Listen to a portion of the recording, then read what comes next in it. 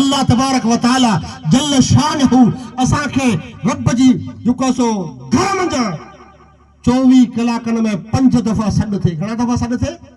5 दफ़ा सॾ थे। ऐं असीं उन सॾ ते न वञूं। हाजी मोहम्मद मूंखे चए साईं के भला मुंहिंजी दावत वठो, हिकु दफ़ा सॾ कयईं, आउं न वियुसि। घणी अक़ीदत रखंदड़ माण्हू आहे, बाबा जी सोहबत जो माण्हू आहे, सॼी जमात खे ख़बर आहे। वरी ॿिए दफ़ा मूंखे करे साईं साहब मुंहिंजी दावत महिरबानी करे अचिजो। 3 दफ़ा चए, 4 5 दफ़ा चए, आख़िरकार न वेंदुसि। तॾहिं चवंदो आहे बसि साईं अचे नथो, पोइ त कावड़जी पवंदो न। भला एॾो महिरबानी माण्हू पर कावड़जी पवंदो। तो अल्लाह तबारक व तआला जल्ल शानहू उहो जेको दोस्त कुहाए दादला तो मुहिब मारा है, खासन खलीलन के सख्तियों सहा है। अल्लाह समद बेनियाज सा करे जा चाहे इन मंझ आहे का ओनी गाल इसरार जी। ओ अल्लाह वहदहु ला शरीक जे कदे सॾ असांखे पियो करे ऐं असीं उन जे कंहिं सॾ मथे नथा वञूं, भला उहो कावड़बो कोन? भला उहो कावड़बो कोन? कावड़जी पवंदो न। जेकॾहिं उहो अल्लाह तबारक व तआला जल्ल शानहू भला ॻोठ जो को पटेल कावड़जी पए त का ॻाल्हि कोन्हे, उनखे सरचाइबो, उन सफ़ा न सरचो त मूं वटि ईंदा उन पाण ई थोरो कंदो, हा न, या को न को भत कंदो तॾहिं थोरो कंदो। अल्लाह खे पाण में कमु पवंदो? अस्तगफिरुल्लाह। है अल्लाह खे त पाण खे ई सरचाइणो पवंदो, पाण खे ई सरचाइणो पवंदो। को बि ज़रियो न आहे त अल्लाह वहदहु ला शरीक आहे, उनखे कंहिंजी बि परवाह न आहे। रब असांजे लाइ हिकिड़ो सिस्टम ठाहियो आहे। ओ मुंहिंजा बंदा, तूं इंसान आहे, तूं दारुल ख़ता आहे, तोखां ख़ताऊं थी सघनि थियूं, तोखां गुनाह थी सघनि था। तूं जेकॾहिं ख़ताऊं करें, तूं जेकॾहिं गुनाह करें ऐं सम्झी जे मूं तुंहिंजी जान मथे ज़ुल्म कयो आहे ऐं आउं तोखां नाराज़ आहियां, यानी रब मूंखां नाराज़ आहे, त पोइ मुंहिंजे सरचाइण जो जेको सो तुंहिंजे लाइ मूं सिस्टम रखी छॾियो आहे। तूं हलियो वञ मुंहिंजे घर मस्जिद में हलियो अच। जॾहिं ॻोठ जो पटेल कावड़जे, जॾहिं ॿियो को वॾेरो कावड़जे या तुंहिंजो रिश्तेदार कावड़जे त उनजे तूं घर वेंदो आहीं ऐं उनखे छा लाहींदो आहीं? पटको थोरो कंदा आहियूं न, पटको ला, हू सरची पवे, पटको लाए सरची पवे। पटके खे वरी एॾो शरफ़, पटको लाए सरची पवे, उनखे वञी तूं पटको लाए ऐं जोराब लाए उन मां रखे यार सरची पओ त, खमीस लाए रखे सरची पओ त सरचंदो? लाइणी कहिड़ी शइ पवंदी? मथे वारो कपिड़ो। मान कंहिंखे आहे? मथे वारे कपिड़े खे। भले टोपी है, थिगड़ी मथे मत रखियो पड़े, ओ थिगड़ी लाए रख, ये वडेरा सरची पो, मथे जो कपड़ो लाए रखना तो सरची पो। बे के कपड़े से कोन, मथे वाले कपड़े से। हिन अजरक खे घणो शरफ है। अजरक कासिम जो को वडी सिंधी उलमा फरमाइन था त महबूब करीम सल्लल्लाहु तआला अलैहि वसल्लम जे जेका कंधन में गुले मुबारक मथे जो यमनी चादर हुंदी उहा अजरक हुई। उहा छा हुई? सुभान अल्लाह, अजरक हुई, जेको मोहन जे धड़ो खां छपजी वेंदी हुई। टाणे मोहन जे धड़ो खां जेको हुन जी छपाई थींदी हुई ऐं यमन जे रस्ते अरब वेंदी हुई। महबूब करीम सल्लल्लाहु तआला अलैहि वसल्लम अजरक पंहिंजे कंधे में रखंदा हुआ। तॾहिं असीं उन सुन्नत खे बचाइण ते रखूं था, शौक़ सां सुभान अल्लाह नथा रखूं। ऐं इन करे जेके आशिकाने रसूल आहिनि उन काफ़िरनि खां मूं ॿुधो आहे, सिंध में पंहिंजे हिते बि उहे ईअं चवंदा हुआ त अजरक खे गोॾ न ॿधो, अजरक खे गोॾ न ॿधो। हिते पाण वटि वरी ख़ासि रवाज़ आहे, ॿियनि जे मथे वञो त अजरक ॿधी वेंदो। टेटो न करो अजरक खे कुल्हे में रखो या मथे मथे ॿधो। वाह, इहा अजरक आहे जेको महबूब करीम सल्लल्लाहु तआला अलैहि वसल्लम ॿधी हुई, जेका पंहिंजे कुल्हे में रखी हुई। ऐं हिकिड़ी ॿी जेको आहे सो ईअं वाक़ियो मिले थो, उनजी इंशाअल्लाह तहक़ीक़ दरकार है, पर इहो बि फज़ीलत जे तौरु पेश करे सघिजे थो त हितां जेको हिकिड़ो जथो वियो हिंदुस्तान खां महबूब करीम सल्लल्लाहु तआला अलैहि वसल्लम जी बारगाह में, जेको हिकिड़ो जथो वियो, उन जथो जेको सो काफ़ी तोहफ़ा ॾिना, काफ़ी तोहफ़ा पेश कया, हिते जा इत्र, हिते जा सामान पेश कया। त महबूब करीम सल्लल्लाहु तआला अलैहि वसल्लम जॾहिं उन हिंदुस्तान वारे तोहफ़ा ॾिना तॾहिं महबूब करीम पंहिंजी चादर खणी उन खे ॾिनी।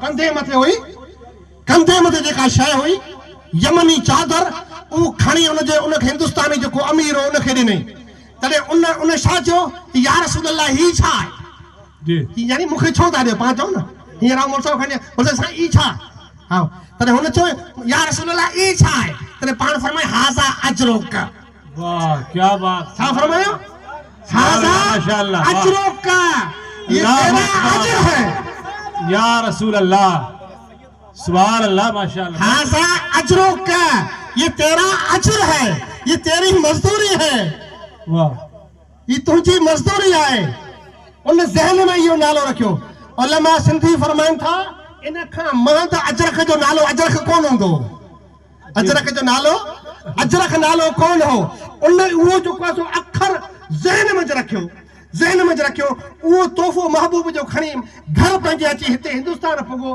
तॾहिं घर वारे खे चई हीउ सवलो रखो ही शइ सवली रखो तॾहिं उन घर वारे चयो या आहे छा तॾहिं चई अजरुक महबूब फरमायो अजरुक अजरक न खाली अजरक अजरुक अरबी लफ़्ज़ यानी तुंहिंजी मज़दूरी या तुंहिंजो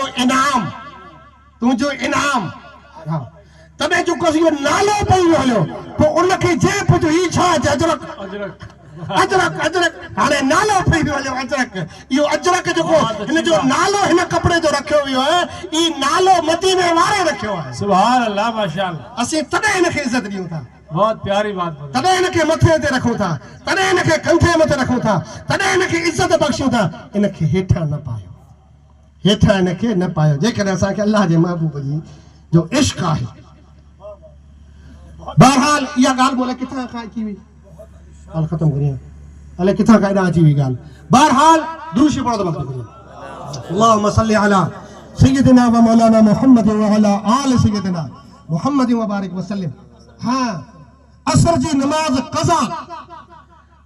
नमाज जॾहिं क़ज़ा थी त उन माईअ खे अल्लाह जे महबूब फरमायो जी तोखे तो मथे जेको इहो ॾोस आयो आहे जेका तकलीफ़ आई आहे जेको तो पंहिंजी पाण तबाही कई आहे जेको पंहिंजे पाण मथे तो ज़ुल्म कयो आहे इन ज़ुल्म जो कारण इहो थी सघे थो जो तोखां असर जी नमाज यानी विची वारी नमाज तोखां क़ज़ा थी ऐं क़ुरान फरमाए थो हाफ़िज़ू अला सलावात व सलातिल वुस्ता तमाम नमाज़ुनि जी हिफ़ाज़त करियो तमाम नमाज़ूं पाबंदी से पढ़ो पर असर जी नमाज यानी विची जी नमाज जी ख़ुसूसी तौर मथे हिफ़ाज़त करियो मालूम थियो असां मथे जेको तकलीफ़ूं आहिनि असांखे जेको धंधे में बेबरकतियूं आहिनि असांखे जेको शैतान थो लड़े असांखे जेको सो बीमारियूं आहिनि इन जो कारण इहो बि थी सघे थो जो असांजो नमाज़ूं क़ज़ा थींदी छा क़ज़ा थिए थो नमाज़ूं भला पाम जा कंहिंजो इरादो आहे नमाज़ पढ़ण जो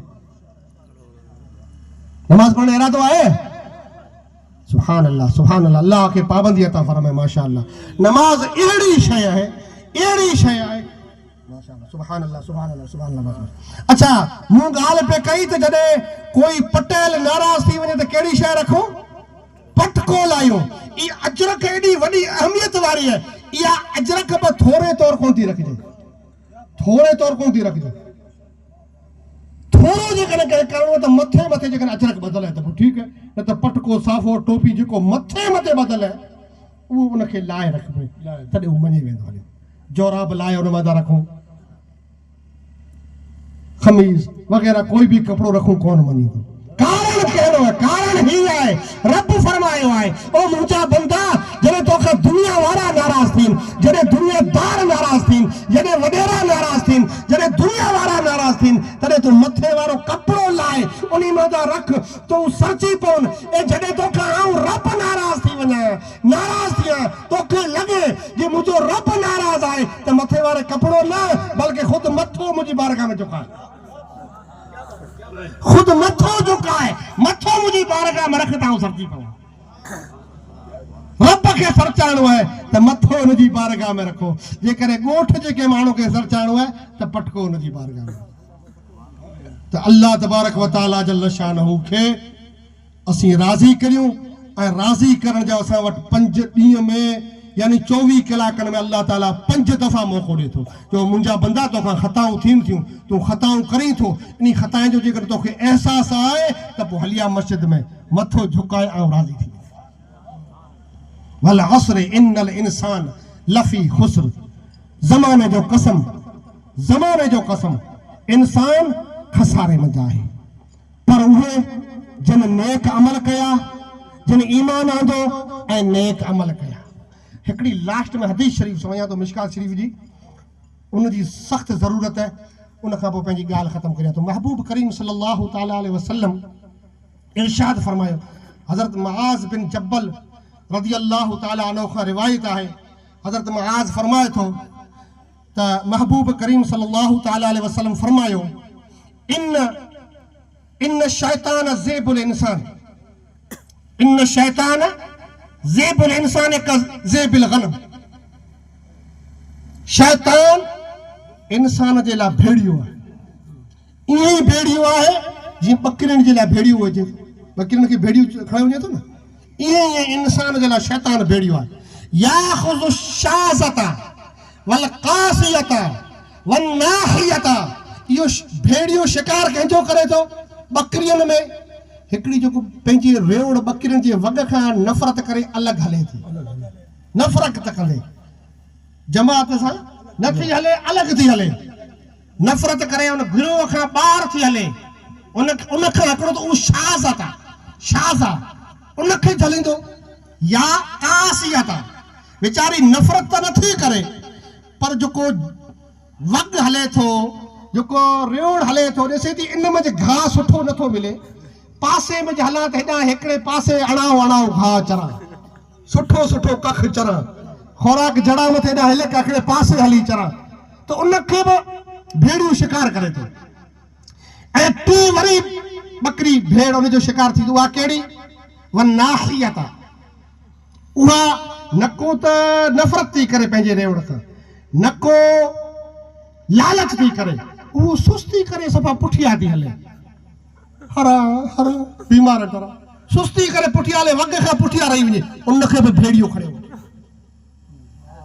अल्लाह जे रसूल फरमायो, इन शैतान ज़ेबुल इंसान का ज़ेबिल गनम याख़ुज़ु शाज़ता वल क़ासियता वन नाहियता, बेशक शैतान इंसान जे लाइ भेड़ियो आहे, इन्ही तरह भेड़ियो आहे जीअं बकरियुनि जो भेड़ियो हूंदो आहे बगाड़, ईअं जीअं इंसान जे लाइ शैतान हिकिड़ो बगाड़ आहे। ऐं इहो शिकार कंहिंजो करे थो? उनजो करे थो जेको जमात खां टरी, जमात से नफ़रत कंदे ॿाहिरि हले थो, जमात खां टरी हिकिड़ो हले थो, उनखे बि शैतान उचके वठे थो। ऐं लालच में ॿाहिरि थो वञे, उनखे बि शैतान उचके वठे थो, सुस्ती करे पुठियां रहे थो, उनखे बि शैतान उचके वठे थो। ही वक़्तु, इन वक़्त जी असांखे अहमियत खे ॼाणणु खपे। वक़्त जी अहमियत ॼाणंदे असीं अल्लाह जे महबूब नबी करीम सल्लल्लाहु ताला अलैहि वसल्लम फरमायो, अॻिते जा जेके लफ़्ज़ आहिनि उहे ज़बरदस्त अहम आहिनि। आका फरमाए थो, व इय्याकुम, पाण फरमाइनि था ख़्याल करियो। ऐं घाटियूं, घाटियुनि जो भेड़ियो किथे शिकार कंदो? कंहिं घाटी में, कंहिं बुकुड़की में, के नोड़की में। घाटी जो तर्जुमो करियो, समझायो जमात खे। व इय्याकुम व शिआब व अलैकुम बिल जमा वल आमा। महबूब फरमायो, घाटीअ जो ख्याल रखो, नोड़कीअ जो ऐं बुकुड़कीअ जो ख्याल रखो।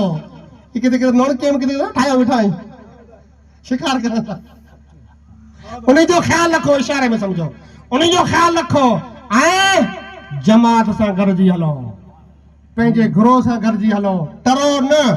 जेकॾहिं टरिया, इन जो हिकिड़ो मिसाल ॾेई ॻाल्हि ख़तमु कई, आम मिसाल ऐं सम्झां थो, मिसाल से ॻाल्हि सम्झ में। अॻे रिडे जो हिकिड़ो रेवड़ हो, बकरीअ रिडे जो, बरसाति वठल हुई, तराई हिकिड़ी भरियल हुई, ॻाल्हि सम्झजा, तराई हिकिड़ी भरियल हुई, उन तराई में पाणी पीअण हुई, ॾींहं जो रिडूं बकरियूं पाणी पीअण हुयूं तराई मथे।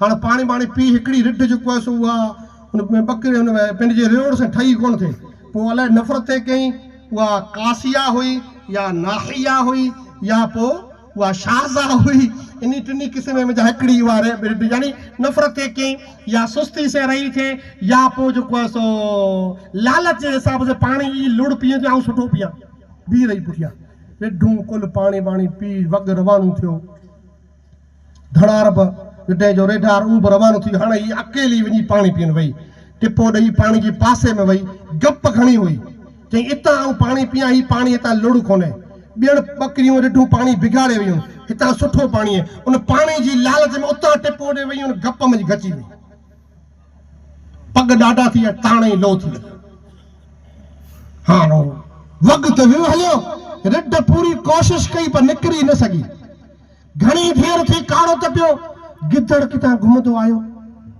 ओ ॾिसे अॼु त ईद लॻी पई आहे अॼु ईद जा रोज़ा पूरा था कनि रिठ बीठी आई त पाणी पियान ईद करां ईअं कंदे पर नचंदो आयो नचंदो टिपा ॾींदो आयो ख़ुशीअ में घणो ख़ुशीअ में नचजे न ख़ुशीअ में घणो नचजे न कंट्रोल रखिजे हमेशह हू पे घणो नचो टिपा ॾींदे ॾींदे रिढ खां थोरो पुरुष पर वग़ैरह ते टिप ॾेई नचो खां पिंड हलियो वियो हुन में गप में छिकी ताणे पूरो ताणे काबू थी वियो निकिरी न सघियो तॾहिं जी मासी कहिड़ा हाल आहिनि हाल ठीकु है हाणे जेकॾहिं पुॼी सघींदे आरो नास्तो कर न त बीठो रहे नाश्ते में परो मासी समाचार सुना हे बतल करींदा बतल करा समाचार सुना मासी तू अकेली है ची थोड़ी देर वास्ते अकेली हती अकेली थेगी ये बीजो के सजो वग असांजे रिडारो 100 150 200 रिडारो चलो बीजो की है कहते माजी धणी है धनार है अच्छा बड़े की है रिडा पछे कने आसे कहते विरांडो वरे पानी पीना आसे जे बीजो की है जे बेचारो कुत्ता बेड़ा है जी हां छे मासी असांजे थीसी अज वांदे वक्त तो बचो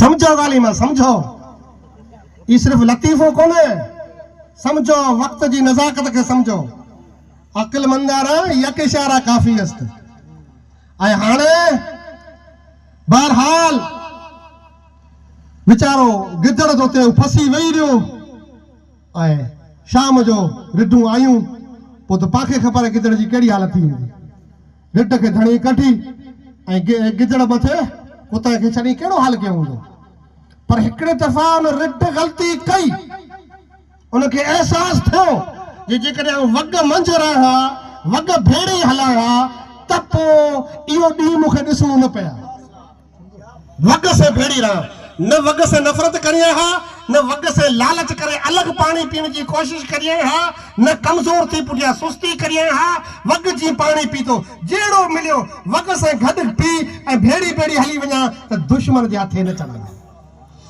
ई ता इहो ता जो को भलाई थी उन धणी जी कुत्ते जी जे जी बचायो पो बहिड़ियूं गलतियूं करियूं था ये गलतियूं करियूं था वग खे अलग वञूं था अञा जो को बच्चो पिया ई बच्चो धणी जे सदके पिया इहो बच्चो अल्लाह वारन जे सदके पिया इहो बच्चो मियां विलायत शाह जे सदके पिया न त ये गिदड़ कॾहिं खणी विया ॻाल्हि मुंहिंजी सम्झ में आई ई गिदड़ तॾहिं खणी विया धणी आहिनि तॾहिं बच्चो पिया मियां विलायत शाह जड़ा अल्लाह जा वली आहिनि वाह वाह वाह वाह अल्लाहु अकबर या रसूल अल्लाह जिंदाबाद तॾहिं बचाव थे पियो तॾहिं बचाव थे पियो सो अल्लाह अवा जमात के तौफीक बख्शे जमात में रहो गड रहो न असां मजा को लालच जे करे टरी बे पासे वने न असां मजा को नफरत करे बे पासे टरी वने न असां मजा को सुस्ती जे करे पुठिया रहे अल्लाह जे रसूल जी फरमायो है न उन हिसाब से जे करे असीं हलिया हलूं त पोइ असांखे लहर न को लोडो अॼु जे टाइम मंझि असांखे चई शयुनि जी ज़रूरत आहे चई शयुनि जी ई ॻाल्हि कन ॾेई ॿुधो ऐं इहे चवां थो लिखी नोट करे पकियूं करियो पंहिंजे ज़हन जे अंदरि नंबर फर्स्ट इल्म एजुकेशन पंहिंजे बच्चे खे पढ़ायो दीन ऐं दुनिया पढ़ायो मामूली अॼुकल्ह पढ़ाइण से 10वीं पास करी है कुछ कहीं कोन्हे कंपटीशन जो दौर है पढ़ायो ऐं पढ़ाइण में कई कमी न रखो असीं जे खानका से जुड़ियल आहियूं, जेको निस्बत रखूं था, उन खानका मारहरा मुतहरा उन जो नारो आहे त आधी रोटी खाइए बच्चों को पढ़ाइए, आधी रोटी खाइए मगर बच्चों को पढ़ाइए। ये अधी मानी खाई असीं बच्चे खे पढ़ायूं त इंशाअल्लाह हिकिड़ो ॾींहुं सॼियूं बि खाईंदासीं। बेशक। Number first education, number first education. ऐं ॿियो नंबर सुनो, ॿियो नंबर आपसी इत्तेफाक। ॿियो नंबर कहिड़ी शइ? आपसी इत्तेफाक। उनजो हिकिड़ो मिसाल ॾियां। ऐं मोल साहब खे चवां, मोल साहब इहा आंगरी मुंहिंजी मरोड़े भञो, मोल साहब भञी थींदो। हा मोल साहब चवां नंढड़ो बच्चो कोई अचे हिन आंगरू खे मरोड़े भॼी पवंदी। पर हाणे हीअं जेकॾहिं करे कंहिंखे बहादुर खे ॾियो, हीअ आंगरी भॼ, हीअ आंगरियूं भेड़ियूं आहिनि, हीअ भॼी सघंदियूं? दुश्मन हमलो करे ॾुको ॾेई छॾियसि, पाऊं वञी पुठियां खोड़ींदो। इहो तॾहिं जॾहिं ही इत्तेफाक ॿधी मुठ आहे तॾहिं। ऐं हिन आंगर जो कंहिंखे घोको ॾेई मारे सघंदे? हिकिड़ो जेकॾहिं कोई कंहिं सां लड़ी पए त मारंदो न। ही इत्तेहाद इत्तेफाक वॾी शइ, जबरदस्त शइ। त एजुकेशन ॿिजो नंबर इत्तेफाक ऐं इत्तेहाद। ऐं टी नंबर शइ, टियों नंबर शइ अल्लाह जी इबादत, अल्लाह जो ख़ौफ़, बुरे अमल खां बचणो, नेक अमल जी जेको सो कोशिश करणी। ई टी ॻाल्हि आहे। इहो टी ॻाल्हि इन मथे जेकॾहिं पाण अमल कंदासीं, ॾिसो पंहिंजो जेको मज़हब आहे जंहिंजे अंदरि जेको सो पाणखे नेक अमल जी जेको आछ कई वई आहे, सिर्फ़ु ई पंहिंजे हिकिड़े यानी इबादत जो फ़ाइदो कोन्हे, दुनिया जो बेशुमार फ़ाइदो आहे, जबरदस्त दुनिया जो फ़ाइदो आहे। अवां 5 वक्त नमाज जमात से पढ़ो, जमात से नमाज पढ़ी अवां जीअं निकिरंदा, भेड़ा भेड़ा मस्जिद मां निकिरंदा, अवां जी जमात निकिरंदी, सब को ॾिसी चवंदो वाह। अवां जो इहो इत्तेफाक नज़र ईंदो, अवां जो इत्तेहाद नज़र ईंदो। ऐं इहो 5 वक्त। पोइ 8 ॾींहं जॾहिं जुमे जो ॾींहुं अचे तॾहिं सारो ॻोठ थी हिकिड़ी जामे मस्जिद में पूरो ॻोठ नमाज पढ़े, 1000 2000 माण्हू भेड़ा नमाज पढ़ी। ऐं जॾहिं मस्जिद खां निकिरनि तॾहिं कहिड़ो जमे गफ़ीर लॻंदो। इहो इस्लाम जो दबदबो आहे, इहो जेको आहे सो रोब आहे इस्लाम जो। ई असांजे हथ में जा वियो हलियो। चवनि था कि अंग्रेज़ हिंदुस्तान सॼे जो दौरो करे, पुराणे टाइम में जॾहिं हिंदुस्तान में अंग्रेज़नि जो कब्ज़ो, तॾहिं कई मुफ़क्किर अंग्रेज़ वॾा वॾा अहले इल्म दानिशवर अचींदा हुआ न, ॾिसंदा हुआ। उहो सॼी हिंदुस्तान जो दौरो करे उन हिकिड़ी ॻाल्हि लिखी त हींअर जेको हिंदुस्तान जा मुस्लमान जेको काफ़ी 800 साल जी हुकूमत कई, उनजी हालत ख़राब आहे। पर जॾहिं इन जी मस्जिदनि जे अंदरि उन टाणे, अॼु त सफ़ा हालत ख़राब थी वई, उन टाणे शायदि जुमो माण्हू सभु पढ़ंदा हुआ, हाणे त जुमो कोन था पढ़े। चई जेको जुमे जी नमाज़ में जमात थिए थी, इहा जमात जॾहिं फजर जी नमाज़ में थी तॾहिं वरी इहा क़ौम हावी थी वेंदी, तॾहिं वरी इहा क़ौम ग़ालिब अची वेंदी। जॾहिं जुमे जी नमाज़ जेको जमात थिए थी, इहा जमात साॻी फजर जी नमाज़ में थी। इहो इत्तेहाद इत्तेफाक, इहा टी शइ मूं ॻाल्हि कई न। ऐं चौथी शइ जेको आहे अॼुकल्ह जे हिसाब सां पंहिंजो को सियासी मंच, उनजी त ॻाल्हि करियूं या न करियूं, असांजी दिमाग़ में ॻाल्हि वेही नथी। अल्लाह असांखे तौफ़ीक़ बख़्शे, असांखे सुहिणा ऐं सुठा लीडर अल्लाह ताला अता फरमाए, ऐं असांजो को सियासी मंच हुजे त पोइ सुभान अल्लाह। ऐं पहिरीं इन टी ॻाल्हियुनि ते अमल करियो त चौथो मसालो अल्लाह पंहिंजो पाण हले फरमाईंदो। एजुकेशन, इल्म, अल्लाह जी इबादत, इत्तेफाक, इत्तेहाद, भाईचारो, ये 3 चीज़ूं जेकॾहिं क़ाइमु कंदासीं त चौथी पाण ई अल्लाह असांखे मदद फरमाईंदो। असीं पहलो के 3 जो निशानी कोन्हे असां में। अल्लाह तबारक व तआला जल शअनु खे तौफ़ीक़ बख़्शे, मूं गुनहगार जेकी अर्ज़ कयो उन मथे अमल करण जी तौफ़ीक़ बख़्शे, ऐं असांखे नेक एक बनाए, आपसी इत्तेफाक बनवाए, इत्तेहाद इत्तेफाक अता फरमाए। अस्तगफिरुल्लाह रब्बी मिन कुल्लि ज़ंबिन व अतूबु इलैहि व आखिरु दवाना अनिल हम्दुलिल्लाहि रब्बिल आलमीन।